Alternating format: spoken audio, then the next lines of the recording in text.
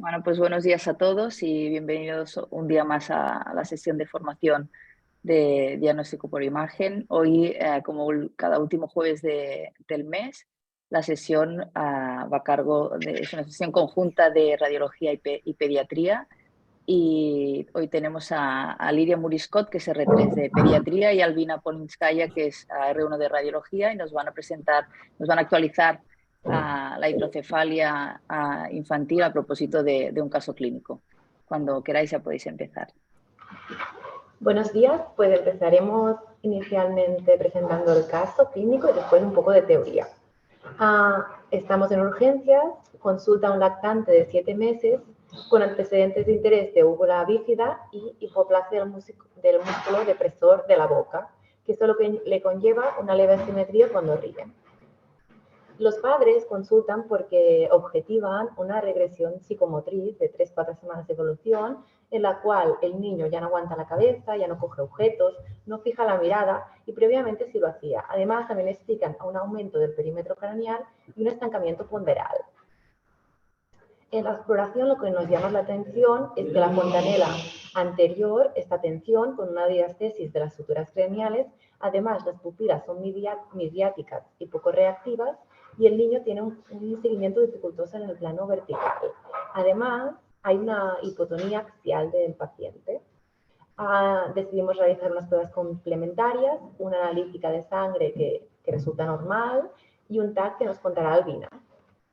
En estas imágenes de TAC inicial observamos severa hidrocefalia supratentorial con marcada dilatación de los ventrículos laterales y del tercer ventrículo. El cuarto ventrículo no parece dilatado. Y también podemos ver en la sustancia blanca periventricular áreas hipodensas que, dado el contexto clínico, se pueden corresponder a edema subependimario. Este paciente se decide trasladar a otro hospital en el Partauli, ya que nosotros no podemos realizar este tipo de intervención. A la llegada al Partauli se decide hacer una resonancia magnética y después, posteriormente, se le coloca un drenaje ventricular externo y el niño tiene una buena reacción a este drenaje, recuperando los hitos de desarrollo y mejorando la clínica. Después al niño le realizaron resonancia magnética para afiliar la causa de su hidrocefalia. Y aquí podemos observar una voluminosa lesión quística que ocupa práctica totalidad del tercer ventrículo, condicionando muy importante efecto masa. Condiciona esta hidrocefalia supratentorial con signos de transfusión ependimaria y también desplaza significativamente el cuerpo calloso, haciéndolo arqueado hacia arriba, adelgazado. Condiciona efecto masa sobre el tercer ventrículo con aplanamiento de sus recesos anteriores y posteriores. También desplaza mesencéfalo y protuberancia y glándula hipofisaria. También podemos ver que el acueducto de Silvio es casi impermeable, que no hay flujo a partir del tercer ventrículo hacia el cuarto ventrículo. Y también es importante decir que en esta fase todo fue simétrico, línea media no estaba desplazada. 3 días más tarde se decide realizar una intervención quirúrgica sobre este quiste del tercer ventrículo mediante una septostomía y una fenestración de este quiste que permite que el líquido cefalorraquídeo pueda fluir a través de estas fenestraciones y se dirija a un drenaje ventricular externo. El día siguiente el niño presenta una clínica de decaimiento y se decide cursar un cultivo de líquido cefalorraquídeo extraído por este drenaje ventricular externo, en el cual crece un Staphylococcus epidermidis, se orienta en meningitis y se inicia el tratamiento antibiótico con terapia habitual de vancomicina y meropenem, que finalmente pues, se desescala a vancomicina durante 3 semanas de tratamiento total antibiótico. La resonancia de control, resonancia de control. Sí, ahora vamos a hablar sobre el control de resonancia magnética que realizaron al niño. Claro que tenía esta complicación infecciosa, pero en esta resonancia vemos importante mejoría después de fenestración del quiste del tercer ventrículo. La cirugía se llama ventriculostomía premamelar endoscópica. Aquí podemos ver que los cirujanos han creado el agujero a nivel del suelo del tercer ventrículo, haciéndolo permeable. Vemos importante artefacto del flujo justo aquí, que baja aquí a cisterna prepontina, y también aparición del artefacto de flujo a través del acueducto del Silvio. Eso significa que el procedimiento ha sido exitoso. Y también podemos observar marcada mejoría de hidrocefalia con disminución del tamaño del tercer ventrículo. Ahora el cuerpo calloso no es tan abombeado y claro que surcos cerebrales también no están borrados. Entonces, el procedimiento ha sido con buen resultado. A la semana, el niño presenta un drenaje peritubo y una desinencia de las suturas. Y se decide por parte de neurocirugía una revisión quirúrgica, que se sutura la herida y se recambia el drenaje ventricular externo y presenta un débito correcto. Más tarde, a los 15 días, se decide colapsar un espacio subdural que presentaba el paciente y posteriormente, a los 3 días y ya con buen resultado, se decide hacer un drenaje subgaleal, que comentaremos más adelante qué significa, que se extrae el día siguiente y se coloca el drenaje ventrículo peritoneal. El niño a la semana presenta una buena evolución y se va de alta. Sí, y ahora vamos a observar el último tag de control que realizaron al niño antes de alta. Claro que tenían muchas imágenes, pero hemos introducido solo esta, donde se ve todo lo que ha ocurrido. Aquí podemos ver el extremo distal del drenaje ventrículo peritoneal del catéter colocado en el tercer ventrículo. También área gliótica en el trayecto del drenaje previamente retirado. Y aparición de esta colección higromatosa en el hemisferio derecho y otra más pequeña frontoparietal de izquierda. Y también lo que es más importante es que el niño tenía buena evolución de su hidrocefalia, que los ventrículos laterales, tercer ventrículo, son marcadamente disminuidos de tamaño y claro que el niño ha tenido evolución favorable por esta razón. Ahora hablaremos un poco de la hidrocefalia. Es una alteración de la producción y reabsorción del líquido cefalorraquídeo, el cual se acumula en los ventrículos y en el espacio subaracnoideo. Este aumento del líquido puede significar un aumento de la hipertensión intracraneal. Es la patología pediátrica neuroquirúrgica más frecuente. Además, la prevalencia está entre un 0,5 y 0,8 casos de cada 100.000 nacidos vivos. Y la clasificación se puede clasificar en congénita o adquirida. Pero la clasificación más usual es por el mecanismo de producción, que puede ser no comunicante o comunicante. La no comunicante es la antigua llamada obstructiva, que es la más frecuente en pediatría. Y el problema está que a lo largo del recorrido del líquido cefalorraquídeo hay una obstrucción, un impedimento de la circulación del líquido. Y si hablamos de la etiología de la comunicante, es que el líquido fluye correctamente, pero hay un problema de reabsorción normalmente en las vellosidades aracnoideas. Aquí podemos ver la nueva clasificación en comunicante y no comunicante que explicaremos más adelante. Si hacemos un pequeño recuerdo anatómico, recordemos que el líquido cefalorraquídeo se forma en los ventrículos laterales, que fluye a través del agujero de Monro al tercer ventrículo, del tercer ventrículo fluye hasta el cuarto ventrículo a través del acueducto de Silvio, del cuarto ventrículo a través de los agujeros de Lucasta y Mahandi fluye a través de la cisterna magna, de aquí a las cisternas de la base del cráneo y a la resta de los venos, y se puede drenar en los senos venosos y las vellosidades aracnoideas. Y recientemente se han introducido algunos pasos adicionales en este flujo de líquido cefalorraquídeo que están relacionados con el funcionamiento del sistema linfático cerebral. Es un tipo de sistema linfático confinado al sistema nervioso central y es responsable de la eliminación de residuos del sistema nervioso central. Depende de las células gliales y por esta razón se llama linfático. Es que parte del líquido cefalorraquídeo a partir de los espacios subaracnoideos pasa hacia el cerebro por el flujo perarterial de las arterias penetrantes. Después entra en el tejido cerebral mediante canales de aquapalino 4. Aquí realiza el intercambio con el líquido intersticial cerebral, eliminando todos los residuos, los productos del desecho cerebral. Y después este líquido fluye hacia el espacio perivenoso y después entra en la circulación sistémica. Así, estos 3 pasos es algo relativamente nuevo y ahora es un tema muy de moda porque permite a nosotros entender mejor el desarrollo de ciertos tipos de hidrocefalia. Y es lo que ocurre con este sistema linfático en caso de daño cerebral difuso, como por ejemplo leve traumatismo o alguna hemorragia. es que estos canales de acuoparina 4, que antes fueron distribuidos de manera lineal alrededor de los vasos arteriales y venosos, por astrogliosis reactiva están reubicados a partir de todo el cuerpo del astrocito. Entonces, el sistema linfático empieza a funcionar mal con acúmulo de líquido cefalorraquídeo. Y también este mecanismo probablemente es implicado en el desarrollo de ciertas enfermedades degenerativas con acúmulo, por ejemplo, de beta-amiloide en caso de Alzheimer. Entonces, sí, sería interesante hacer un poco enfoque de este punto. Y también podemos añadir que la circulación del líquido cefalorraquídeo no es continua y unidireccional desde los lugares de producción hacia los puntos de absorción, sino es movimiento pulsátil, bidireccional, asociado a la influencia de la pulsatilidad de los vasos arteriales cerebrales. Y también algunos autores añaden que este flujo es de ida y vuelta, dependiendo del ciclo cardíaco, con flujo resultante anterógrado en sístole cardíaca. Si hablamos de la clínica, fundamentalmente es clínica de hipertensión intracraneal. En los lactantes vemos un aumento del perímetro cefálico, un abombamiento de la fontanela anterior y un retraso psicomotriz. También puede dar irritabilidad, alteración de la mirada con los ojos dentro del naciente,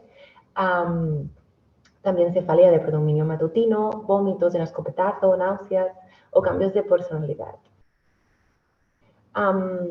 Tenemos que recordar la teoría de Monro-Kelly porque el cráneo, normalmente, es una estructura rígida y contiene un volumen fijo. Está compuesto por el tejido cerebral, la sangre y el líquido cefalorraquídeo. Si alguno de estos componentes se altera, los otros dos, se aumenta, por ejemplo, si aumenta el líquido cefalorraquídeo, los otros dos tendrían que disminuir para mantener esta presión intracraneal fija. Si no es así, pues empieza la patología de hidrocefalia y la clínica. En la exploración lo que podemos encontrar, como hemos comentado, como en nuestro caso en el lactante, pues una macrocefalia, una venodilatación del cuero cabelludo, una protuberancia frontal. A nivel neurológico, una especificidad sobre todo de predominio de extremidades inferiores, una diplopia.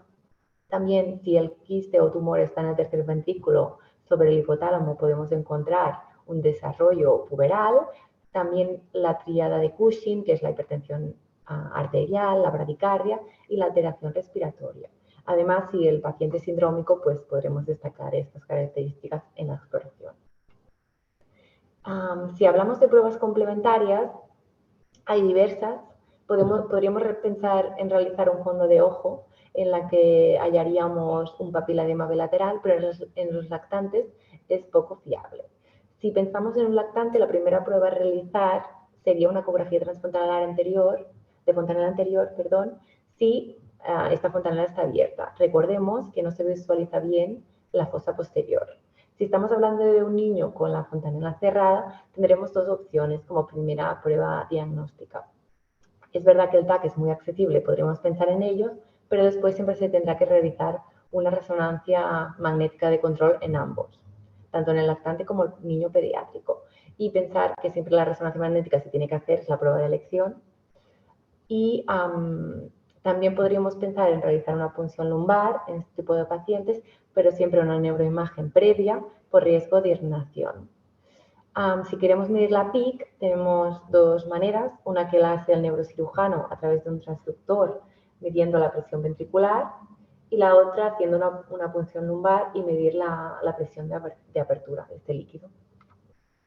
Como ya ha dicho Lina, existen diferentes pruebas de imagen que permiten valorar el tamaño de los ventrículos y en los niños en los que la fontanela permanece abierta, la ecografía transfontanelar se ha convertido en la mejor herramienta para el diagnóstico de hidrocefalia porque tiene serie de ventajas muy prominentes, como ausencia de radiación, premedicación y medio de contraste. También su alta simplicidad porque el aparato es pequeño, móvil, se puede usar a la cabecera del paciente y su bajo coste. Determinación del tamaño del sistema ventricular en este caso se realiza mediante dos índices distintos, índice de Evans y índice de Leven. Índice de Leven se usa en los neonatos hasta las 40 semanas de edad gestacional y es la distancia absoluta entre la hoz del cerebro y pared lateral del cuerno anterior del ventrículo lateral en el tercer plano coronal en la altura del tercer ventrículo. Existen curvas de referencias que permiten comparar los valores obtenidos Y también es importante decir que este índice no es muy fiable en valoración de hidrocefalia leve. También existe otra opción, realizar TAC craneal. Claro que es una técnica muy rápida, confiable en el contexto de emergencia. Habitualmente no es necesario sedar a los niños, que lo aguanten muy bien porque es muy rápida. Y es más fiable para la localización de la punta del catéter que la resonancia magnética. Por desgracia, tiene ventaja de efectos de las radiaciones ionizantes a largo plazo. Y mediante TAC habitualmente usamos índice de Evans.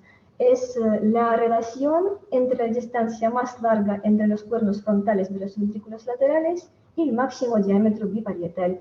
Se puede medir este índice de Evans tanto como por TAC, como por también ecografía transfrontalar.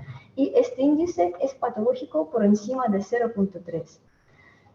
Índice de Evans tiene gran variabilidad inter e intraobservador, es su desventaja. Y también podemos valorar la hidrocefalia mediante resonancia magnética, que permite no solo evaluar el tamaño de los ventrículos, sino proporciona mucha información adicional, como por ejemplo presencia o ausencia de edema intersticial periventricular, estiramiento del cuerpo calloso, borramiento de los surcos cerebrales. También podemos observar fenómenos de vacío del flujo de líquido cefalorraquídeo en el acueducto, que se ven como áreas de pérdida de señal. Y existen secuencias como Fiesta C o CIS y técnicas 3D para la evaluación prequirúrgica antes de ventriculostomía de tercer ventrículo. También existe serie de secuencias que se llaman secuencias de contraste de fase o phase contrast para la valoración cuantitativa y cualitativa de la circulación de líquido cefalorraquídeo, que podemos observar ejemplos de estas secuencias aquí a la derecha. Secuencias de contraste de fase también permiten valorar dirección del flujo. Los puntos hiperintensos corresponden al flujo anterógrado y los puntos más hipointensos al flujo retrógrado. Y aquí podemos ver que el acueducto del Silvio es permeable con flujo prominente anterógrado, y estas imágenes corresponden a imágenes de artefacto del flujo aquí a la izquierda, que se ven como áreas de hiposeñal en cortes sagitales en secuencias T2. Y aquí abajo un caso del niño con estenosis congénito de acueducto de Silvio, que aquí podemos ver que en phase contrast no vemos ninguna imagen de flujo, y también en secuencias de dos sagitales vemos que el acueducto es muy disminuido de tamaño. Es interesante decir que el acueducto del Silvio es el punto más estrecho del sistema ventricular y por esta razón una de las causas más frecuentes de desarrollo de hidrocefalia no comunicante en los niños. Ahora hablaremos un poco del diagnóstico diferencial y vamos a distribuir. Ahora hablaremos de la comunicante, que hay unos tipos especiales, que es la hidrocefalia externa benigna. Esta hidrocefalia en principio lo que causa es una macrocefalia que presenta al niño. Normalmente suele tener antecedentes familiares y no tiene una clínica y no tiene una repercusión clínica, así que normalmente se hace un seguimiento de este tipo de pacientes. Cuando hablamos del papiloma o carcinoma del plexo coroideo, hablamos de un problema en la reabsorción del líquido cefalorraquídeo. Si hablamos de otros tipos de hidrocefalia comunicante, podemos hablar de malformaciones cerebrales, que es una causa muy típica, de causas de prematuridad con hemorragia, poshemorrágica, o causas de infección, o causas de congestión venosa o trombosis venosa. Y ahora vamos a hablar un poco más sobre tipos especiales de hidrocefalia comunicante. Primero de ellos es hidrocefalia externa benigna, que se llama también agrandamiento benigno de los espacios subaracnoideos. Esta entidad ocurre por retraso en la madurez de las granulaciones aracnoideas con alteración de reabsorción de líquido cefalorraquídeo en los espacios subaracnoideos. Y es interesante que aumento de la circunferencia de la cabeza en estos niños tiende a normalizarse sin ninguna intervención a los 2 años. Mediante técnicas de imagen podemos ver que espacios subaracnoideos externos están agrandados y se extienden a lo largo de la fisura interhemisférica. También se puede ver vasos que pasan a su través, es lo que confirma que son espacios subaracnoideos y no colecciones subdurales, por ejemplo. También para esta entidad es típico agrandamiento del cisterna supracelular y grado de ventriculomegalia habitualmente no es muy prominente, es ventriculomegalia moderado. Y aquí, claro que es un ejemplo clínico de un niño. Aquí los padres pidieron realizar algún apego de imagen o seguimiento por aumento del perímetro cefálico, que es la razón más frecuente para estos niños a buscar el diagnóstico etiológico. Otro tipo de hidrocefalia comunicante tipo especial es papiloma de plexus curvídeos. Aquí, como ha dicho Lidia, la hidrocefalia se desarrolla por desajuste entre producción y absorción de líquido cefalorraquídeo, en donde predomina su producción excesiva. Estos tumores dependen de los plexus y tienen aspecto hiperintenso en secuencias T2, isointenso en secuencias T1 y muestran captación prominente del contraste en secuencias postcontraste. Y aquí podemos ver caso clínico de niño de 4 años con esta lesión en el ventrículo lateral izquierdo. Ahora hablamos un poco más sobre tipos de hidrocefalia comunicante. Es un tipo probablemente más frecuente en los niños prematuros. Hidrocefalia por hemorragia en matriz germinal. Matriz germinal es estructura transitoria subependimaria de las paredes de los ventrículos que genera progenitoras de células neurales para la corteza hasta las 28 semanas de edad gestacional. Aquí podemos ver que hemorragia esta se divide en 4 grados distintos. Grado 1 es más leve y se limita al acúmulo de sangre a nivel de los surcos caudotalámicos. El grado segundo corresponde a hemorragia ventricular sin dilatación de los ventrículos y ocupación de menos del 50% de su volumen. Hemorragia ventricular de grado 3 corresponde a ya aparición de hidrocefalia y ocupación por sangre de más del 50% de los ventrículos. Y por fin, grado 4 es hemorragia intraventricular masiva con infarto venoso periventricular, que se ve como áreas hiperepogénicas adyacentes a los ventrículos laterales.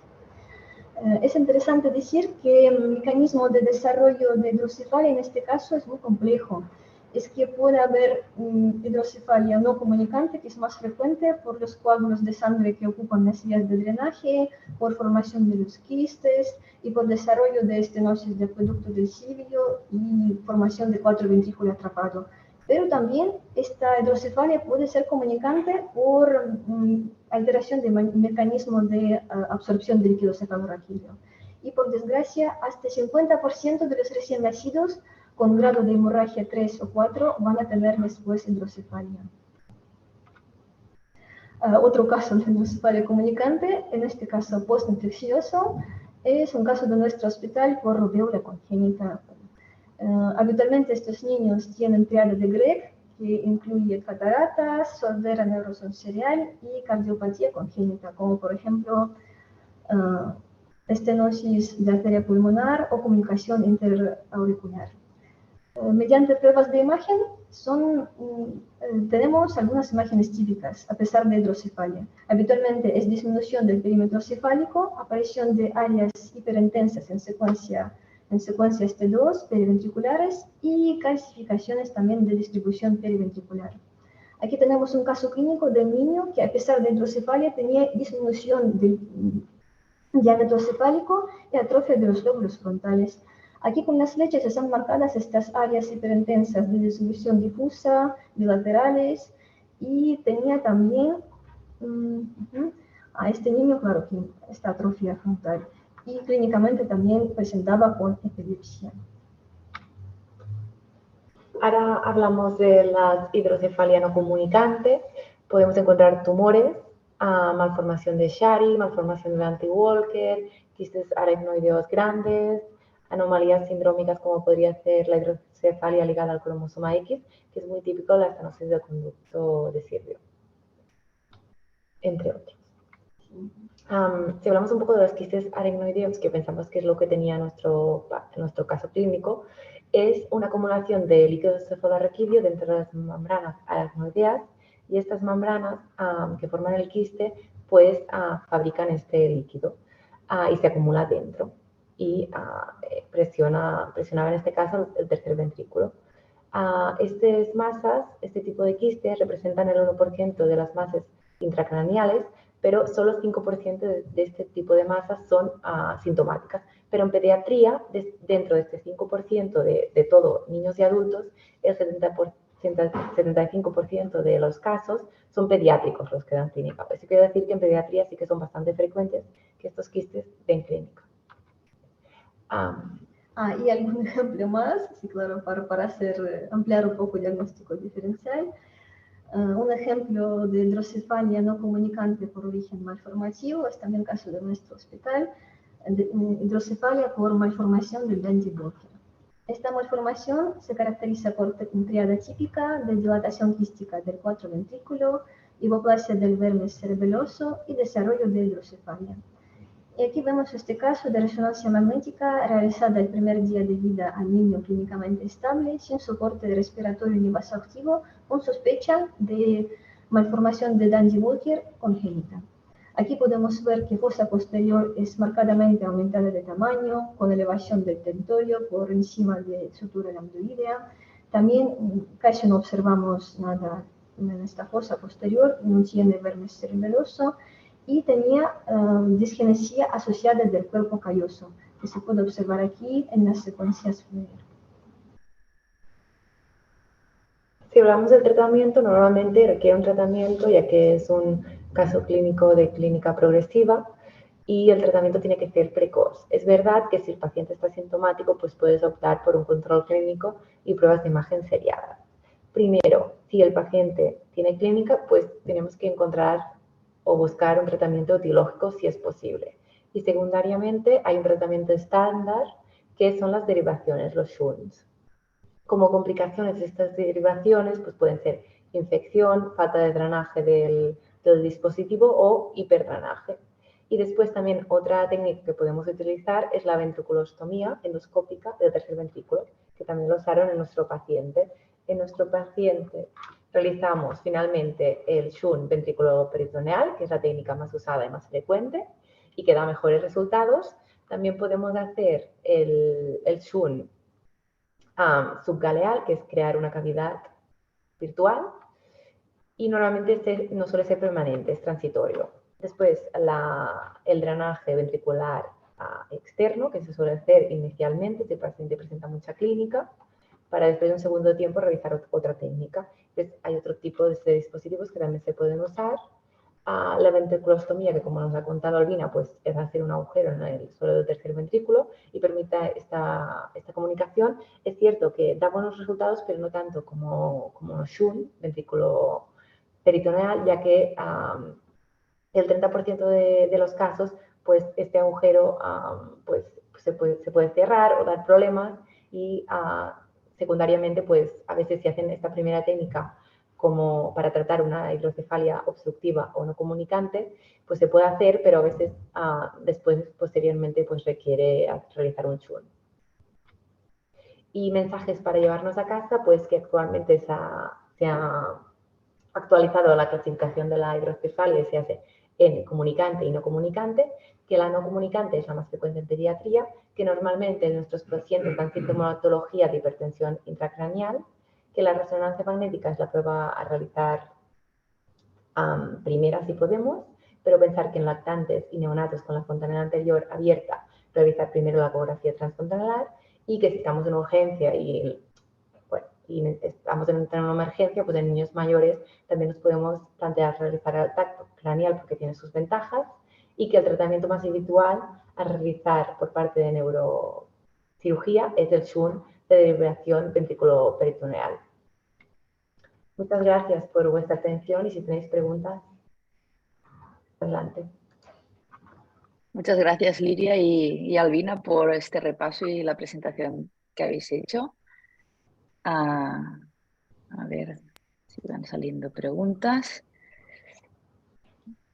Sí, ya tenemos alguna. A ver, la doctora Gómez nos felicita a las dos y pregunta si se llegó a confirmar el diagnóstico de quiste aracnoideo en el caso. Muchas gracias por esta pregunta, Eva. Es que sí, como ha dicho Liria, en este caso es difícil decir qué diagnóstico concreto ha tenido el niño, pero hemos visto esta lesión que tenía contenido de líquido cefalorraquídeo en todas las secuencias, entonces probablemente correspondía a quiste aracnoideo. Claro que no podemos decirlo porque al niño no realizaron anatomía patológica, ningún estudio como para pillar la causa exacta. Y probablemente sería más correcto decir alguna lesión quística o quiste simple intracraneal para no como hacer diagnóstico teológico, porque claro que podría haber algún otro tipo de quiste, como quiste ependimario, quiste de los plietos coroideos, pero sugerimos que fue quiste aracnoideo. Exacto. Muy bien, gracias, Albina. También hay un comentario, más que pregunta, hay un comentario del doctor Ignasi Barbé, que os felicita también por la sesión y apunta que se ha sugerido cambiar el término hidrocefalia externa benigna por el de aumento benigno de espacios subaracnoideos, ¿no? Que se traduce del término inglés benign enlargement of subarachnoid spaces. No sé si Jordi, por alusiones, quieres hacer algún comentario más o quieres extenderte. Sí, no, lo que comenta Ignacio es cierto. Nosotros no utilizamos hidrocefalia externa benigna, digamos, a nivel escrito, aunque, bueno, cuando comentas los casos a veces lo puedes comentar. Pero es cierto que es un tema de definición y que se entiende un poco mejor, ¿no? Un ensanchamiento benigno de los espacios extraaxiales. Le quitas un poco la connotación de hidrocefalia, porque realmente no es una hidrocefalia tal como la entendemos ahora. Y nosotros también lo tenemos muy presente porque a nivel de literatura y algo también importante en pediatría, algunas veces podemos tener dificultades en según qué pacientes y contextos para buscar con cuidado signos, por ejemplo, de correcciones subdurales que puedan estar en relación a traumatismo no accidental.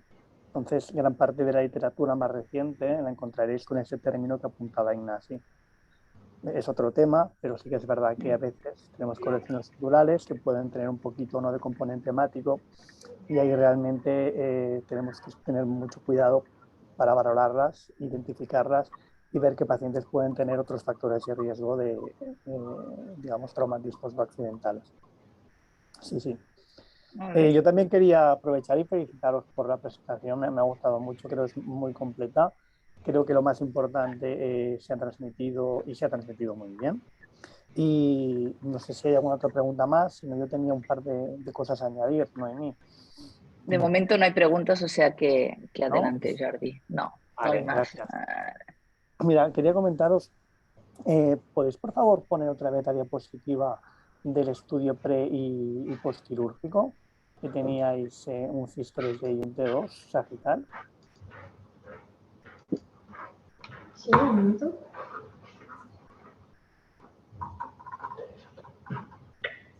Básicamente, porque es algo que siempre nos consultan o sorprende, nosotros en general en pediatría no utilizamos secuencias de cuantificación de flujo. Sé que en adulto, por el tema de hidrocefalia normotensiva, sí que se usa, nosotros prácticamente no lo usamos y nos fiamos más de esas secuencias que tenéis. Básicamente, FIS3D, T2Drive o Fiesta, según el fabricante, lo utilizamos mucho para ver las membranas. Y realmente aquí habéis descrito muy bien, ¿no? Cómo el tallo está tirado hacia adelante y cómo realmente lo que es el suelo de tercero está subido hacia arriba, ¿no?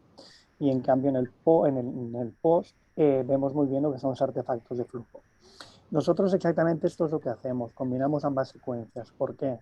Porque según cómo hagas tu CIS-3D o tu T2 Drive, aunque sea permeable, es posible que el flujo no lo veas, porque son secuencias que el artefacto de flujo lo compensan bastante bien. Y por eso lo complementamos siempre con un T2, como tenéis al otro lado, para ver el artefacto de flujo. Es decir, unos para ver membranas y otros para ver artefacto de flujo, y ambos son muy importantes. A veces, sobre todo cuando tienen que hacer una ventriculostomía premamilar, es muy importante ver que debajo no haya más membranas, ¿vale? Tendréis lo que sería complejos membranas de Liliequist, pero a veces hay membranas más interiores también puede bloquear. Es decir, desde el punto de vista de imagen, yo creo que lo habéis presentado muy bien y estas dos secuencias para mí son muy importantes. Después, por imagen, comentabais que la ecotransfonera fosa posterior no se ve bien en lactantes. Es verdad, la vemos muy bien en neonatos, en lactantes no tanto, pero por poca fontanera que haya, con un transductor de baja frecuencia, normalmente cuarto ventrículo sí que conseguimos verlo. De forma que, aunque sea una fontanera puntiforme pequeña, yo animo a intentar apurar el máximo posible y ver al menos dónde está el cuarto ventrículo, si está centrado, si no está centrado, si es grande o no es grande, ¿no?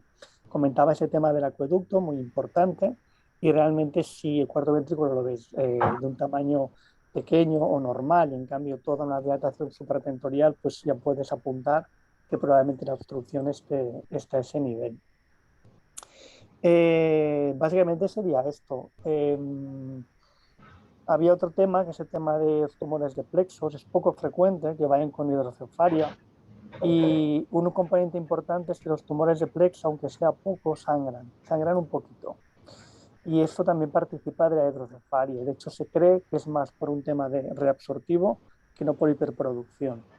Y en cambio sí que hay una entidad que es mucho más rara, pero que alguna vez puede que veáis, que es una hiperplasia de plexos, que no es tumoral y son pacientes que no se sabe muy bien, tienen unos plexos colectoides muy, muy grandes y que el único tratamiento es cauterizar o quitar el plexo. De hecho, si la producción de líquido normal pues, es de 600, 700 mililitros por día, hemos tenido pacientes con hiperplasia de plexos que producen más de 1,5 litros de líquido cefalorraquídeo al día. Y básicamente era esto. Yo, nada, felicitaros. Creo que es un tema importante, sobre todo apuntar bien la etiología, creo que es crítico. Y después también a nivel de radiólogos, creo que es muy importante, aparte de apurar, sobre todo tener claro que el seguimiento y sobre todo cuando las urgencias nos piden un estudio para una sospecha de disfunción valvular es un estudio importante. Pacientes que fallecen por disfunciones valvulares y no se tratan a tiempo. Y eso también me gustaría remarcarlo. Muy bien, muchas gracias, Jordi. Qué lujo tenerte con nosotros. No hay más preguntas, o sea que no sé si desde pediatría querían sugerir alguna cosa, pero con las aportaciones que has hecho, las has redondeado muy bien, o sea que no sé, Víctor, si quieres ir a acabar. Sí, ya para concluir, gracias a mí, bueno, y darle las gracias a Jordi, realmente espectacular, ¿no? Es otra visión, ¿no? De tener un súper especialista en la imagen de pediatría, en neuroimagen pediátrica, ¿no? Y también, sobre todo, felicitar a Albina y Lidia, ¿no? Que han hecho una excelente presentación, como decía Jordi, una minuciosa revisión de la hidrocefalia, a propósito de un caso de hidrocefalia no comunicante, pero que nos han ilustrado muy bien cómo hay que abordar este diagnóstico que se presenta con clínica variable, que a veces puede ser difícil llegar al diagnóstico inicialmente, pero que después con las técnicas de imagen podemos incluso, lo interesante, como apuntaba Jordi, es llegar al diagnóstico etiológico para poder hacer el tratamiento etiológico, porque la etiología básicamente es lo que marca el pronóstico un poco de estos casos, ¿no? Insisto que la revisión ha sido espectacular sobre la fisiopatología del flujo del líquido cefalorraquídeo, con esta aportación más novedosa del flujo perivascular y del sistema linfático, muy interesante. Y nada, muy contento porque he aprendido muchas cosas y muy interesante, y nada más que añadir. Solo que daros las gracias a todos por la presentación, por la moderación y por las aportaciones de Jordi. Muchas gracias a todos. No sé si queréis añadir algo más. Si no, pues despedimos la sesión ya hasta mañana, que tenemos otra nueva sesión. Muchas gracias a todos y que tengan un buen día a todos. Vaya bien. Adeu. Muchas gracias, buen día. Gracias, Jordi.